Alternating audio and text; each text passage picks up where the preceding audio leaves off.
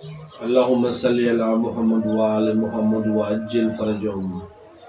اہل سنت کی ایک معتبر کتاب صحیح تاریخ اسلام والمسلمین،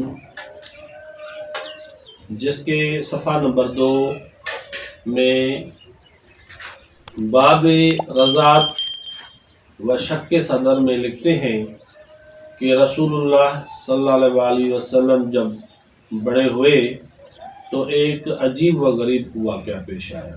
آپ صلی اللہ علیہ وسلم بچوں کے ساتھ کھیل رہے تھے کہ اسی اثناء میں حضرت جبرائیل علیہ السلام آئے اور انہوں نے آپ کو پکڑا اور چت ڈالا۔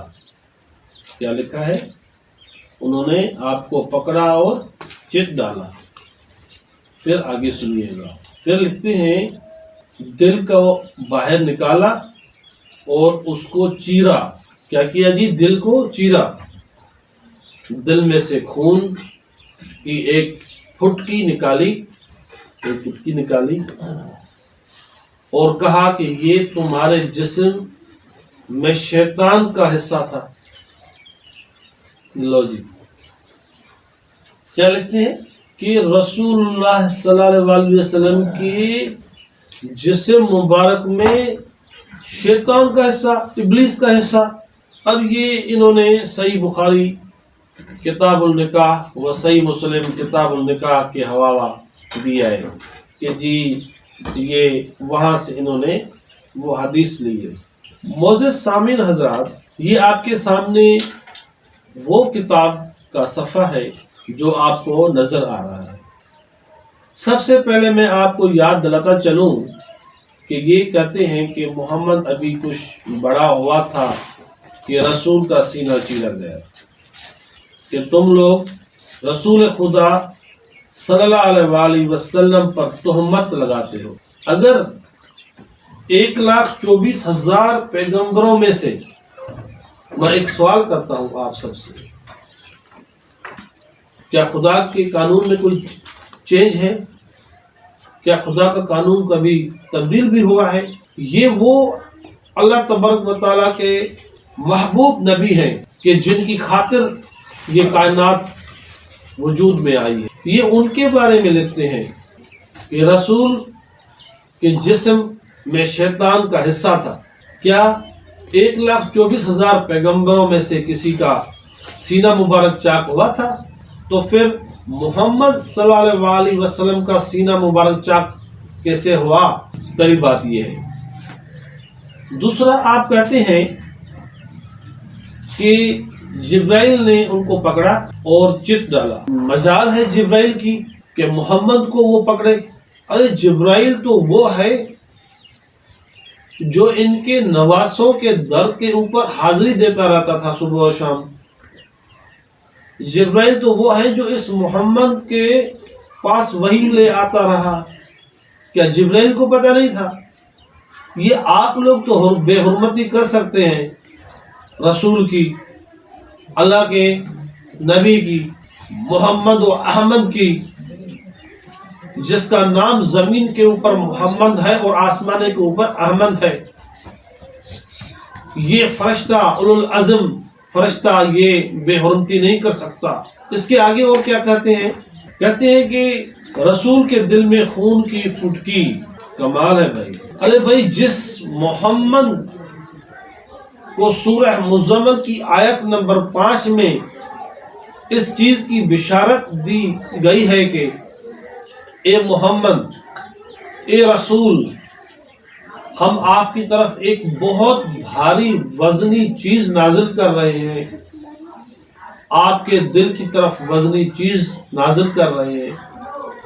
جس محمد، جس رسول کو اتنی بھاری چیز دی گئی، جو آسمانوں کو دی گئی تو آسمان لینے کے لیے تیار نہیں تھے، جب زمین کو دی گئی تو زمین لینے کے لیے تیار نہیں تھی، اور وہ چیز حضرت محمد مصطفیٰ صلی اللہ علیہ وسلم کو دی گئی، جس کے بارے میں رسول اللہ صلی اللہ علیہ وسلم کے بارے میں، جس رسول کے بارے میں تم بولتے ہو نا کہ اس کے دل سے خون کی فٹکی نکالی گئی، ان کے دل کو چیرا گیا۔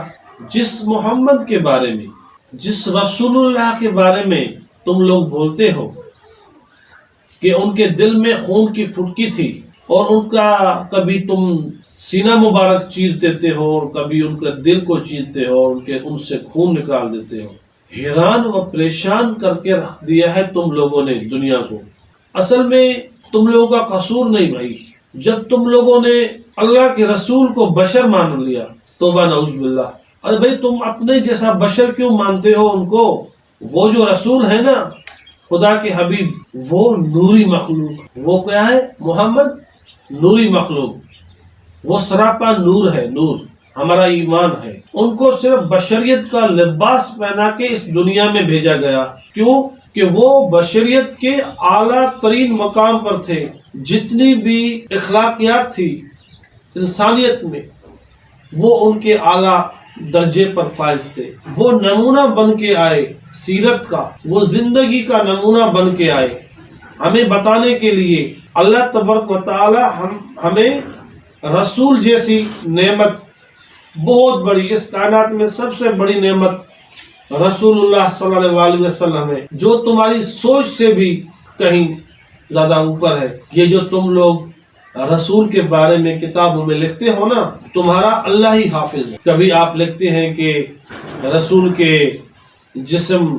میں شیطان کا حصہ تھا۔ معزز سامعین، جس رسول اللہ صلی اللہ علیہ وسلم، جس آقا کی بشارت حضرت ابراہیم علیہ السلام نے دی، جس کی بشارت حضرت عیسیٰ علیہ السلام نے دی، جس کی بشارت بہت سارے حضرت محمد مصطفیٰ صلی اللہ علیہ وسلم کے علاوہ ہر نبی نے حضرت محمد مصطفیٰ صلی اللہ علیہ وسلم کے آنے کی بشارت دی، جس کی بشارت انجیل میں اور زبور میں موجود ہے، جس کی بشارت اسی قرآن میں موجود ہے۔ اسی قرآن میں حضرت ابراہیم علیہ السلام نے سورہ البقرہ کی آیت نمبر 129 میں حضرت ابراہیم علیہ السلام دعا کرتے ہیں۔ کیا کرتے ہیں دعا؟ کہ اے اللہ، انہی میں سے ایک رسول مبعوث فرما جو تیری آیتیں تلاوت کرے، ان کو کتاب و حکمت کی تعلیم دے اور ان کے قلوب کو پاک کرے۔